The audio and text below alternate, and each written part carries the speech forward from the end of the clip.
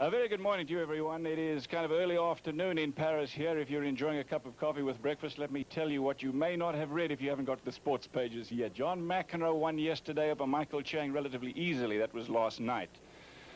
But it was a very tough road for Boris Becker, who beat Wally Masur of Australia. Took him to a tiebreaker in the third set after serving for the match at 5-3. They are playing for $300,000 first prize, which, by the way, is the same amount of money that you win if you win the French championships here in Paris in the springtime. Fred Stolle, an interesting championship and some interesting early round results. Mats Wilander losing in the first round. Best field that I think we've seen in a 32-man draw for this season, maybe for many seasons. And when you get somebody like Mats Wilander not even seeded here, that tells you the quality of the field. In fact, the tournament officials are worried, Fred, because they say, how can it get better next year? But let's take a look at this match between Becker and John McEnroe. It's going to be, well, a very interesting encounter.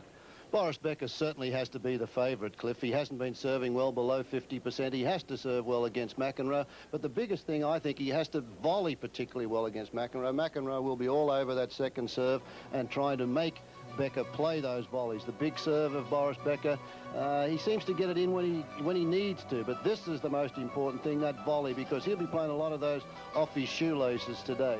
John McEnroe, on the other hand, has been serving particularly well. We know he's the best volleyer in the world. I think for McEnroe to win, though, it's got to be on the return of serve. And he's got to attack the way he does here with Michael Chang and take it to Becker. He's got to try and intimidate Becker, which puts a lot of pressure on the McEnroe game. And I think because of that pressure, we'll see a few double faults creep in against McEnroe. Very eloquently put, Fred. Now the question is, can he do all of those things that he has to do to win? Well, I think, as I said, the pressure that comes up will cause a few double faults from John McEnroe, and I'm going to go for Becker because of that reason. Well, we'll find out pretty soon. But let's go to courtside with Mary Carrillo. She has a few thoughts on the same subject. Mary? Thanks, Cliff. Well, I agree that Becker is a favorite going in, but he certainly won't be with these frenzied French fans. They are all for McEnroe, and that should help McEnroe a lot.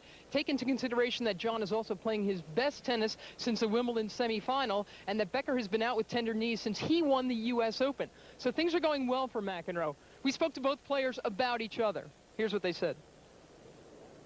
He's going to do. He's going to come out and try to overpower me. I mean, there's no question in my mind that he's going to do that. If I can handle that and hold my own in some rallies and use the advantage I have in quickness and serve consistently and volley solidly like I did tonight, I think I'll be in good shape. I mean, I feel confident about my chances at this point. I don't feel like I'm not going to expect him to play the way he has the last couple of days. I would certainly appreciate that. If he did, that would make my job a lot easier, but you know, it seems like I've seen that before, and then this is a different story. So I want to play really well, and I feel like I'm about due to play a really good match against him. You know, he has been struggling the last 3 or 4 years, but this year, in my opinion, he put it together. You know, he has reached the number 4 ranking, a semi-final at Wimbledon, and which is very good for tennis, in my opinion, and. You know, that's basically it, you know. In my opinion, for him, it's very difficult to really be the #1 player in the world anymore, but it's not so important. He has been there for 4 years. For him, it's important to be as good as he can be now with 30, and he is almost on his limit. It's interesting words from Becker. Keep this in mind. McEnroe considers this to be a very, very big occasion. He thinks he can beat Becker. They played each other 5 times. The only time McEnroe has ever beaten him was way back in 1983 when he was 1 in the world and Becker was well below 500. But McEnroe thinks this is his day. Cliff?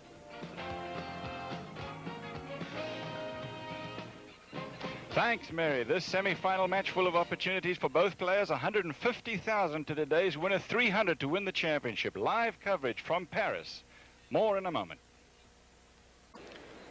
Since Wednesday, this arena has been jammed. We are waiting for the players to start their warm-ups. It is 2:09 in the afternoon, live from Paris.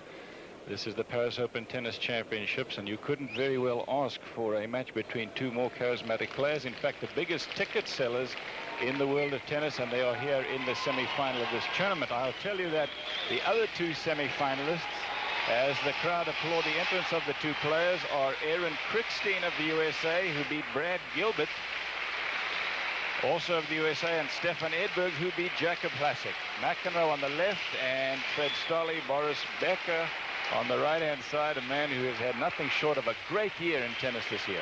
Fantastic year, Cliff. Of course, everybody thought he could win Wimbledon.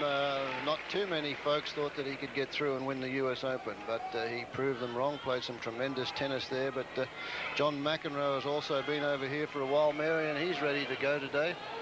He is, isn't he? And again, he really feeds off these fans. They're crazy about him. He said the only other country in the world where he gets this kind of reception is in Italy. I like the fact that he said about 10 years ago he would not have walked around and put his arms in the air after he won a match and so forth. He said things have changed now. It's more entertainment. And so McEnroe, when he wins these matches, gets out and throws the arms in the air and bows to the crowd, and a very popular man here in Europe. Take a look and see how these players got to where they are. Let's take a look at the bottom half. That's not the section that Becker and McEnroe in, as you see. Aaron Krickstein over Agenor.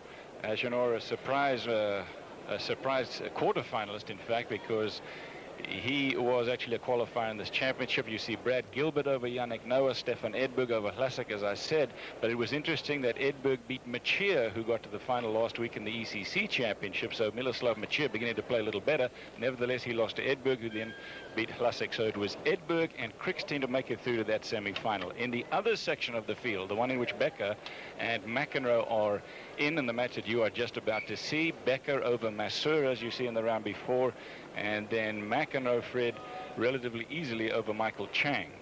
Yeah, well, that was an interesting one with Chang. I watched that one on television last night, and McEnroe bounced all over second serves, and he said that Michael Chang doesn't have a big serve, so he was able to take advantage of that.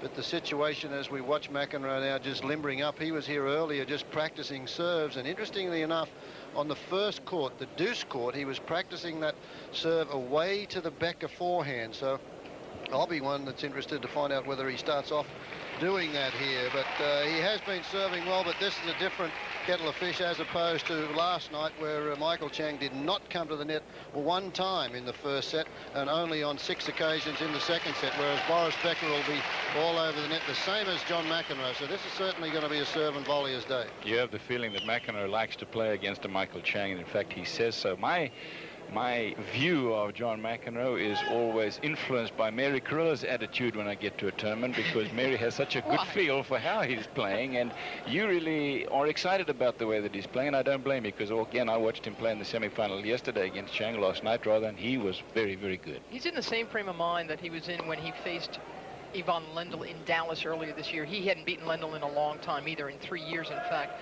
and he was up for that match and he won it. I think he's got the same attitude, but here's the thing, Becker has always overpowered him in their last 3 meetings. I mean, he's just climbed all over McEnroe, and Becker's power takes away McEnroe's precision. That's going to be the story. If McEnroe can really be nimble enough around the net against all of that pace, and the pace off Becker's return of serve as well. I mean, McEnroe's got all kinds of great feathery touch, but it's hard to feather back bullets, and that's what Becker's going to be feeding. I'm in West Germany. Man's won Wimbledon 3 times, and some of the other statistics that you have seen on Boris Becker. And now let's take a look at John McEnroe. Born in West Germany, as a matter of fact, but he's a New Yorker through and through, and as you've said, Larry, just playing outstanding tennis. I wonder, because I was thinking the same thing as you watch him warming up here against Becker, whether he really can convert that attitude, that feeling that he has that he might be able to beat Becker, just like, as you said, he beat Lendl in Dallas and then went on to win it over Brad Gilbert in the final. Can he? That's the question. I think he has to volley very well, and in that match last night against Chang, he was all over the net, and the percentage of volley winners was very good, but the precisionness of the volley was what impressed me. He finished off that match with an unbelievable backhand volley, hit so far cross-court out in front of him, but again, it's going to be a little bit harder. The pace is going to be picked up today. It's not going to be the little roll top spinners. It's going to be the brute force, as Mary said. It's tough to feather bullets, and John McEnroe's got to come to grips with that today. Just like New York, the crowd here, they don't just come to watch. They get involved, and that may help John McEnroe, as Mary has already suggested. Semi-final, men's singles, live from Paris in a moment.